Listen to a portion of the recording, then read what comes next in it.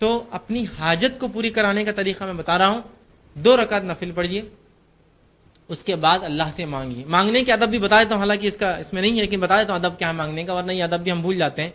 آپ صلی اللہ علیہ وسلم نے ایک بار دیکھا, ایک شخص آیا, اس نے 2 رکعت نماز پڑھی, اس کے بعد اس نے دعا مانگی اور چلے گیا.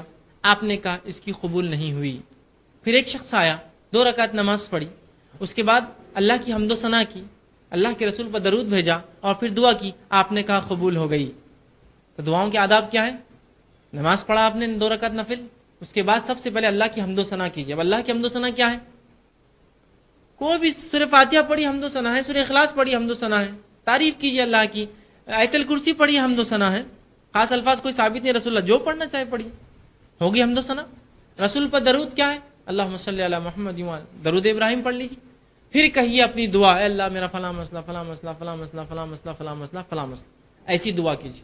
اور اس میں بھی یہ دعا کیا کیجیے ہمیشہ, ورنہ ایسا نہ ہو کہ ہم اپنے بد دعائیں اپنے لیے مانگے دعا سمجھ کر. اے اللہ میرے لیے خیر اور بہتر ہو, اس دین کے لیے, میرے معاش کے لیے اور میری آخرت کے لیے, تو قبول کر. اس میں بھی اگر آپ جلد بازی کرنی ہے اللہ یہ ہونا ہی, تو کبھی کبھار دعا کی شکل میں بد دعا مانگتے ہیں اپنے لیے ہم, کیونکہ ہم سمجھ رہے ہیں یہ بہتر ہے, کل کو پتہ چلا نقصان دہ تھی. ایسی دعا کیجیے, اللہ اگر میرے دین کے لیے, معاش کے لیے, آخرت کے لیے عافیت ہو, اچھا ہو تو نزدیک کر, مجھے اس سے نزدیک کر, یا اگر میرے دین اور معاش اور آخرت کے لیے برا ہو تو اس سے مجھے, ایسی دعا کیجیے. ورنہ کبھی کبھار ہم دعائیں تو مانگتے اللہ کو, لیکن درحقیقت تو بد دعائیں رہتی اپنے لیے, ہم کو تو نہیں معلوم یہ اچھا ہے برا ہے, بس مانگ رہے یہی چھونا. جب دے دیتا ہے تو پھر بولتے یار میرے ساتھ ایسا کیوں ہوا, تو آپ نے ضد ایسی کی تھی. آپ بہتر انداز سے اللہ سے مانگتے, تو اس کے ادب کیا ہے؟ اللہ کی حمد و ثنا, رسول اللہ پہ درود, اور اپنی حاجت کا پھر اللہ کے سامنے رکھنا, اور اللہ کو اس معاملے میں سپرد کر دینا. تو بہتر جانتا ہے, میں تو مانگ رہا ہوں, اگر بہتر ہے تو مجھے دے دے یہ چیز, اگر میرے لیے چیز بہتر نہیں ہے تو مجھ سے دور کر دے. ٹھیک. اور دعاؤں کو پکے الفاظ میں مانگنا چاہیے, یہ بھی ایک ہم سے غلطیاں ہوتی ہیں. رسول اللہ فرمایا دعاؤں کو پکے الفاظ میں مانگو. اے اللہ تو یہ چاہے تو ایسا کر دے, نہیں مانگنا. اللہ کو کون, اس کے اوپر کون ہے جو اس کو چاہیں گا؟ اللہ کے اوپر کوئی اتھارٹی جو تو چاہیں گا تو اس کی, اے اللہ اگر بہتر ہے تو یہ میرے لیے کر دے. پکے الفاظ, سمجھے؟ رسول اللہ فرمایا دعائیں پکے الفاظ میں کیا کرو, کچے الفاظ میں نہیں. اے اللہ اگر تو بہتر سمجھے تو کر دے. کیوں؟